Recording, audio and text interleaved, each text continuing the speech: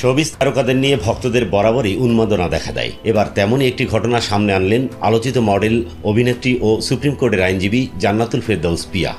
এক ব্যক্তি ঘনিষ্ঠ সম্পর্কে জড়ানোর জন্য ইনবক্সে প্রস্তাব দিয়েছেন তাকে। সেই মেসেজের স্ক্রিনশট তার ভেরিফাইড ফেসবুক পেজে পোস্ট করে বিষয়টি জানিয়েছেন এই অভিনেত্রী। পিয়ার পোস্টে দেখা যাচ্ছে ওই ব্যক্তি নিজেকে এই অভিনেত্রীর ভক্ত দাবি করে লিখেছেন, আমি কোনো বেইমান বা বাজে ছেলে নই। আমি দীর্ঘদিন ধরে আপনার প্রতি খুব বেশি সীমাহীনভাবে দুর্বল এবং আপনার এক অন্ধ ভক্ত প্রেমিক বন্ধু। আমাকে ফিরিয়ে দেবেন না। এরপরেই ঘনিষ্ঠ সম্পর্ক তৈরির প্রস্তাব দিয়ে তিনি লিখেছেন, আমার কলিজা থেকে বলছি, চিরদিনের জন্য আপনাকে আমার পার্সোনাল বন্ধু, একান্ত আপনজন ভাবছি। শুধু আপনার আর আমার মধ্যে জড়িত ব্যক্তিগত ঘনিষ্ঠ সম্পর্ক তৈরি করতে চাই। আপনি আমি ছাড়া আমাদের গভীর প্রেমের বন্ধুত্বপূর্ণ সম্পর্ক পৃথিবীর কেউ জানবে না, আল্লাহর কসম। মডেল পিয়াকে ওই ব্যক্তি আরও লিখেছেন, প্রতিটি মুহূর্ত আপনার দিকে তাকিয়ে আছি। আশা করি বিশ্বাস করবেন। দয়া করে আপনার ফোন নম্বর, হোয়াটসঅ্যাপ নম্বর দিন প্লিজ।